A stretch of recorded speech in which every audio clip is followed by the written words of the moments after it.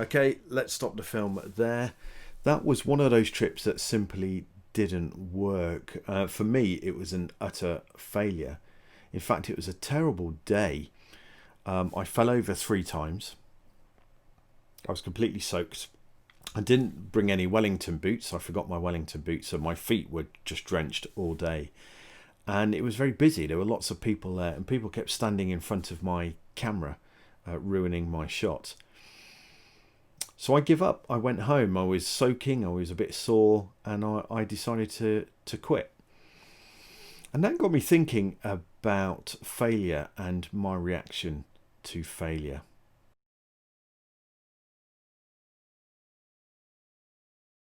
What did I learn from that day? Well, first of all, to remember my Wellington boots.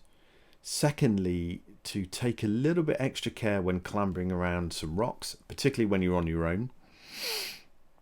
And of course, what about the people? Well, if your eye isn't against that viewfinder, people just think you're not taking a photograph, so they will walk in front of you. And of course, there are people who will just walk in front of you anyway because they don't care, or you are just oblivious to them. And for those kind of people, I just chuckle. And clearly there was a planning issue. Why was there so many people there? Well, it was during the school holidays, and I really should have known better.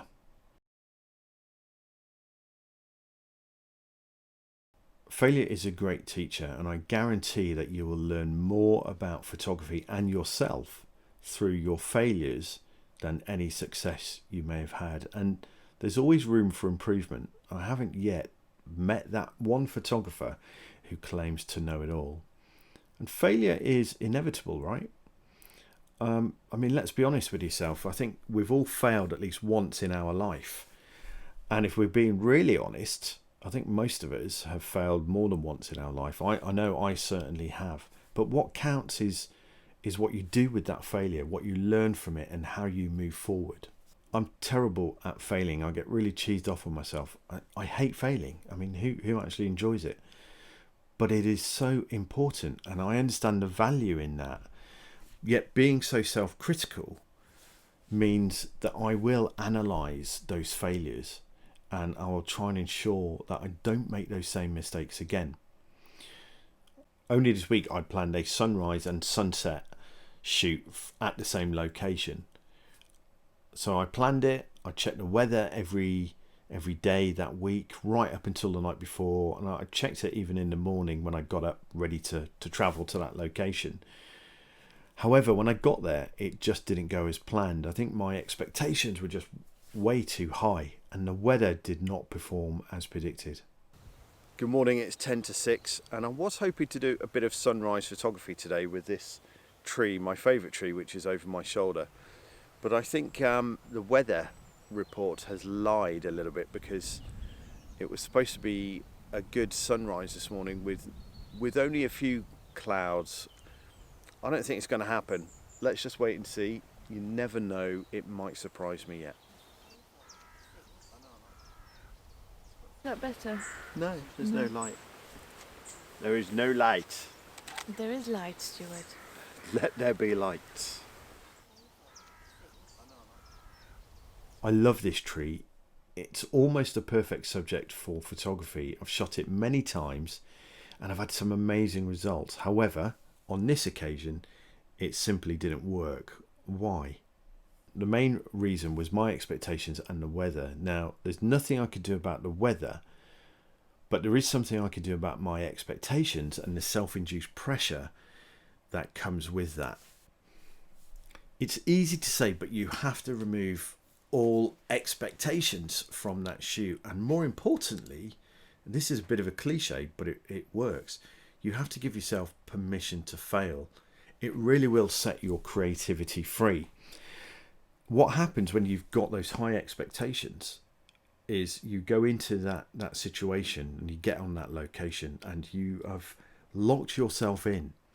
You don't have the flexibility to be more creative and look for alternatives when it goes wrong. And that's why it's important to give yourself permission to fail and to really reduce or have no expectations whatsoever. And for me, it's really about the attitude that you adopt. And quite often I'll tell myself that just being at that location, being in the outdoors, soaking all of that in is simply amazing. And if you manage to get a great shot, then fantastic. But if you don't, it doesn't matter. You've been there, you've experienced that location, and you've been in the outdoors.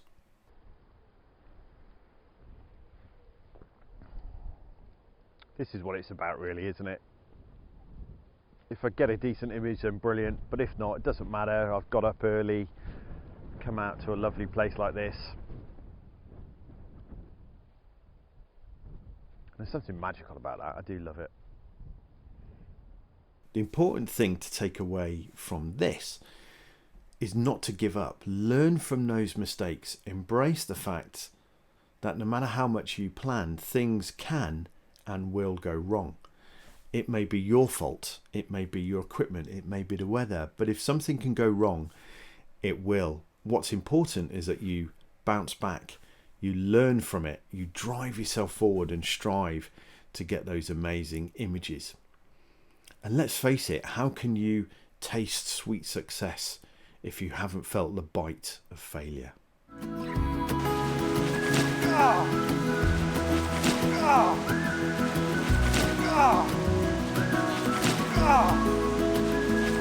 Oh!